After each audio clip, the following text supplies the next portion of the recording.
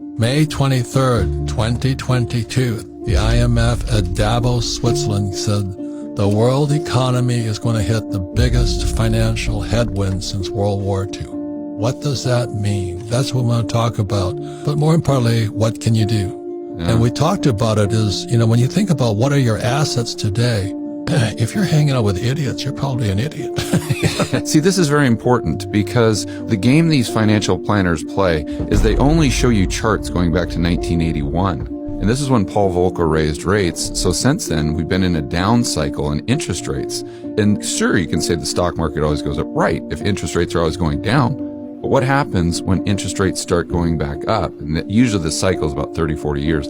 So if you look at charts of the stock market going back to 1927 to 1980 or 81 adjusted for inflation, it was pretty much flat.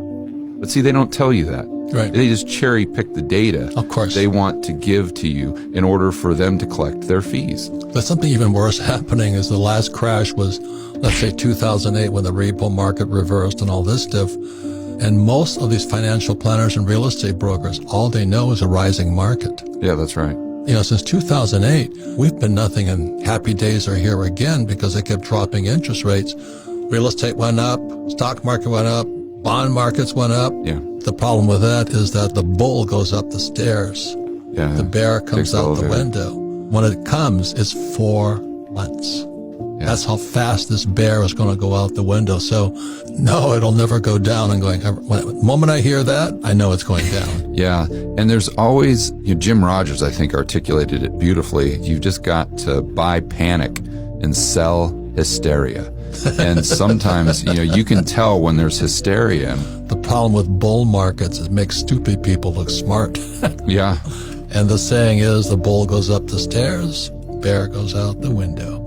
And when it comes down fast. My question is, though, I didn't know people were committing suicide. Mm-hmm. This is deja vu all over again because in 1929, the saying was, watch out for falling bankers. Because they were coming out of the window, killing people in the street below. Yeah. But at the end of the day, who do you blame? The Fed. It's the Fed. Because this is all just pushing people out the risk curve. So the whole thing here is, get smarter. That's what we're talking about. Or at least hang around smart people. Yeah. I mean, oh my God. It's going to be we're going to make so much money because we have carbon credits and we have biotech coming online and all this. There's more opportunity today, but not if you hang out with idiots. I do think there's incredible opportunities, but I think it would come in pretty much the opposite arena, and that's just old school commodities. I think we're going into a long-term super cycle. Absolutely. I think you're going to see prices of things like coal, uranium.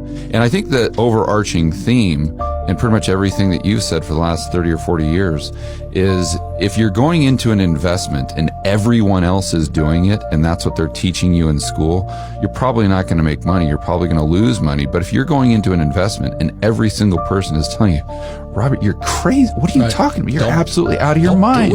Don't do that. Those are the investments where you've made the most money. And it's been the exact same thing.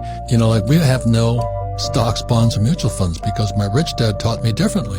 So today, like I was saying, and I said this all the time, we own oil wells. We don't own oil companies. We don't own stocks. So again, when Biden cut the XL pipeline off, oil went from 30 to 130.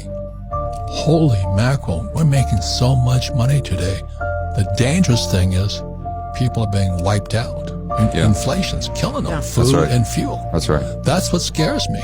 Yeah, but any intervention they have in a free market economy, it's always going to make things worse for the poor and middle class, whether it's through the insidious, invisible tax of inflation, or whether it's just propping up assets that are creating, these bubbles where people get completely wiped out and